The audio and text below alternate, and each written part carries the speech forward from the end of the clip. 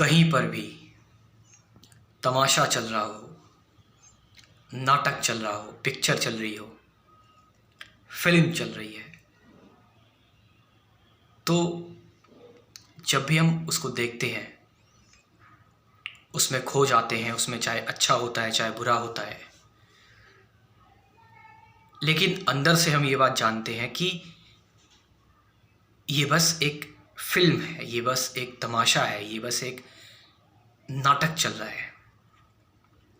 भले ही उसमें जो दुख के क्षण आते हैं, उसमें जो सैड मोमेंट्स आते हैं, उनमें भले ही हमारा शरीर रिएक्ट करने लगता है उस हिसाब से, या फिर जब अच्छे पल आते हैं तो उस हिसाब से हमारा शरीर रिएक्ट करने लग जाता है, हम खुश हो जाते हैं। लेकिन अंदर से एक ऐसा हिस्सा होता है हमारा जो हम जानते हैं कि ये जो चीज़ है, ये जो सामने हो रहा है, ये जस्ट एक पिक्चर है, ये जस्ट एक फिल्म है, ये जस्ट एक नाटक है।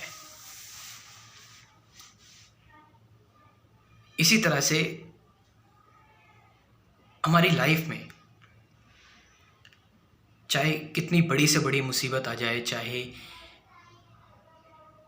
कितना बड़ा से बड़ा खुशी का मोमेंट आ जाए, कितना बड़ा से बड़ा दुख आ जाए या बड़ा से बड़ा खुशी का मोमेंट आ जाए, उस मोमेंट की अगर मैं बात करूं, अंदर से कहीं ना कहीं हमें ये चीज़ पता रहती है कि एक चीज़ है जो हमारे अंदर जो इफेक्ट नहीं हो रही है। हम बाहरी तौर पर तो इफेक्ट हो रहे हैं कि कुछ बुरा हो गया तो हमारे आंसू निकल रहे हैं, हम परेशान हो रहे हैं, हमारे पसीने आ रहे हैं, हमें दिक्कत हो रही है। बाहरी तौर पर तो हम परेशान हो रहे हैं, हमारा दिमाग ख़राब हो रहा है, हमारा मन ख़राब हो रहा है, लेकिन अंदर से एक ऐसी ज्वाला जल रही होती है कि जो बुझ नहीं सकती, ऐसा लगता है। तभी तो हम कॉन्शियस रह पाते हैं, तभी तो हमें पता रहता है क्या चल रहा है क्या नहीं चल रहा है। या फिर कितना से बड़ा सा बड़ा जो है वो सुख का मोमेंट आ जाए, सुख का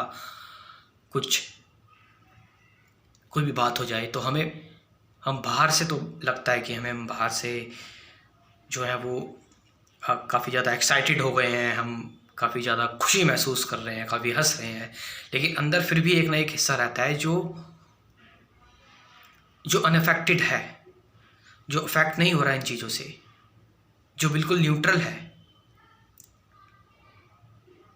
अगर आप मेडिटेट करते हो, अगर आप मेडिटेशन करोगे और उसके अंदर जाओगे, इसको और थोड़ा सा ऑब्जर्व करोगे, समझोगे, डीप में इंक्वायरी करोगे, तो आप पाओगे कि यही सिर्फ सत्य है। बाकी जो रियल लाइफ में जो भी तुम देख रहे हो वो भी एक नाटक है, वो भी एक जस्ट गेम है, वो भी एक तमाशा है, वो भी एक पिक्चर है बस खाली। इसीलिए जिन लोगों ने भी मेडिटेशन की, जिन लोगों ने भी ध्यान में जो लोग आगे बढ़े, उनको ध्यान ही क्यों इतना अच्छा लगा, वो ध्यान के लिए उन्होंने दुनिया छोड़ दी और वो ध्यान में ही क्यों डूब गए, क्योंकि उनको पता लग गया कि बाकी सब नाटक है। अब नाटक तो नाटक है, लेकिन सच्चाई, हमारे अंदर जो सच्चाई है, तो सच्चाई के साथ ही रहा जाए सिर्फ। अब इसका मतलब ये नहीं है कि जिन लोगों ने नहीं छोड़ा, जो लोग सच्चाई जान चुके हैं और जो लोग रह रहे हैं, अब वो लोग क्या कर रहे हैं, वो लोग इस लीला का मजा ले रहे हैं, वो इस नाटक को देख रहे हैं बस खाली, क्योंकि वो अब उनको पता है, वो अवेयर है, उनको पता है कि अल्टीमेटली ये नाटक है। उनको ये बात पता है कि अल्टीमेटली सच्चाई क्या है। फिर चाहे बड़ा से बड़ा दुख आ जाए, चाहे बड़ा से बड़ा सुख आ जाए, वो अनअफेक्टेड है इन चीज़ों से, क्योंकि वो जानते हैं कि ये सच नहीं है, मिट्टी है। मिट्टी से चाहे एक बहुत बड़ा महल बना दिया जाए या मिट्टी से एक झोपड़ी बना दी जाए, है तो वो मिट्टी ही ना। एक इंसान चाहे काला हो या गोरा हो, या फिर मोटा हो या पतला हो, या अमीर हो या गरीब हो, मिलना उसे मिट्टी में ही है। यानी वो जो बनता हुआ प्रतीत हुआ था वो भ्रम था, वो इल्यूजन था, वो माया थी। और जब तुम ध्यान में उतरते हो तो तुम्हें बिल्कुल ये साफ साफ दिखने लगता है, साफ साफ पता लग जाता है कि ये जो बना हुआ दिख रहा है मुझे, ये जो एक्सप्रेस होता हुआ मुझे दिख रहा है, ये जस्ट एक इल्यूजन है। ये रियलिटी नहीं है। और जब तक ये इल्यूज़न है, मैं इसको लेकर भी जागरूक हूँ, मैं इसके भी मज़े ले रहा हूँ, मुझे ये भी अच्छा लग रहा है, मैं इसको भी जी रहा हूँ, ऐसी बात नहीं है। लेकिन अंदर से मेरा मैं जो जी रहा हूँ उसको, वो कहाँ ध्यान लगा के जी रहा हूँ, वो मेरे अपने रियल सेल्फ में ध्यान लगा के जी रहा हूँ। मैं बार बार से उसको नहीं जी रहा हूँ, यानी बार बार से मैं शरीर लेवल पर उससे अटैच होकर उसको खुद का जानकार नहीं जी रहा हूँ। मेरे अंदर एक ज्वाला है जो मेडिटेटिव है।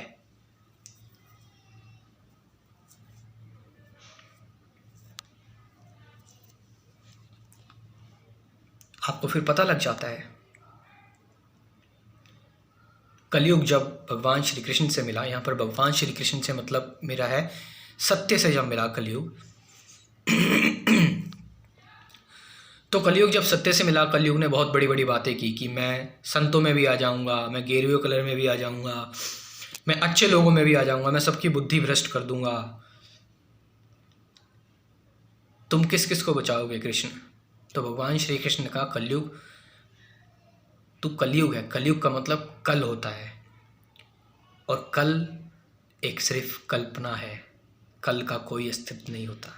तू सिर्फ एक झूठ है, तू सिर्फ एक भ्रम है और कुछ नहीं है। कलयुग मतलब कल, कलयुग मतलब कल्पना। और हम यही देख रहे हैं, आज के लोग, आज के टाइम पर लोग कल्पना में ज़्यादा परेशान हैं, यानी थॉट्स में ज़्यादा परेशान है, विचारों में ज़्यादा परेशान है, और उससे लड़ रहे हैं जो एक्चुअल में है ही नहीं। कलयुग जैसी कोई चीज़ है ही नहीं, और तुम उससे लड़ रहे हो। लड़ोगे तो उससे जो होगा, तुम कल से क्या लड़ोगे? कल तो अभी आया ही नहीं है। अभी जो है वो इस वक्त मौजूद है, प्रेजेंट है अभी। तुम कल्पना से क्या लड़ोगे? कल्पना जैसी कोई चीज़ होती ही नहीं है, फेक है। और उस कल्पना से जो तुम बनाओगे, चाहे उस कल्पना से तुम एटम बॉम्ब बनाओ, चाहे उस कल्पना से तुम बड़ी से बड़ी चीज़ बना दो, वो सिर्फ एक कल्पना है, वो सत्य रहेगी नहीं।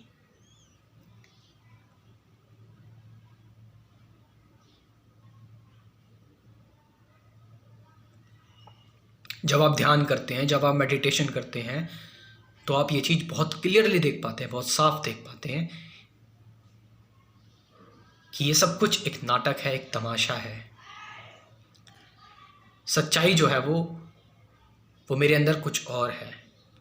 और इसका मतलब ये नहीं तमाशा, ये नाटक है, इस नाटक के आप मज़े लो, इस नाटक को देखो, इस नाटक को भी जियो, लेकिन अवेयर रहते हुए, जानते हुए, मेडिटेटिव रहते हुए, क्या आप कह रहे हो, क्या आप बोल रहे हो, क्या आप सुन रहे हो, क्या महसूस कर रहे हो, क्या चल रहे हो, कहाँ जा रहे हो, क्या देख रहे हो, इन सब को लेकर अवेयर रहो, ध्यान में रहो। किसी एक चीज़ को लेकर नहीं, एक साथ सब को लेकर अवेयर में रहो, अवेयर रहो। तो जब आप सबको लेकर, सारी चीज़ों को लेकर अवेयर रहेंगे, तो ध्यान 24/7 आवर, 24 घंटे ध्यान हो रहा है। फिर ध्यान करना ही नहीं पड़ रहा, ध्यान बस हो रहा है।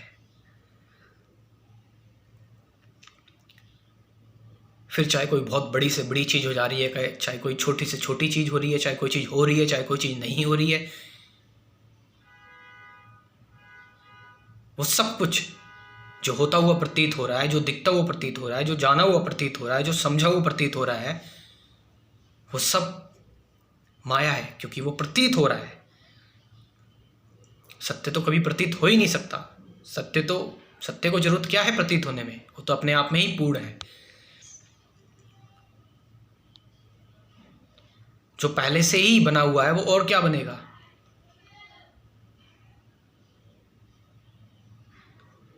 कलयुग सिर्फ एक कल्पना है, और कलयुग ने बस अपने आप को बोल दिया कि मैं कलयुग हूं, मैं इन चीज़ों में जाऊंगा, और वो कल्पना लोगों के दिमाग में घर कर गई। और यही आज के टाइम पर हो रहा है, कल्पना। सिर्फ हम कल्पना में जी रहे हैं।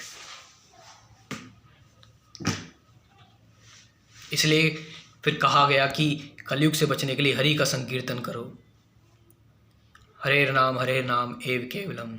मेडिटेशन करो, यानी इसका एक्चुअल मतलब है मेडिटेशन करो, ध्यान करो, क्योंकि ध्यान करने से तुम्हें सब साफ साफ दिख जाएगा कि क्या सच है और क्या झूठ है।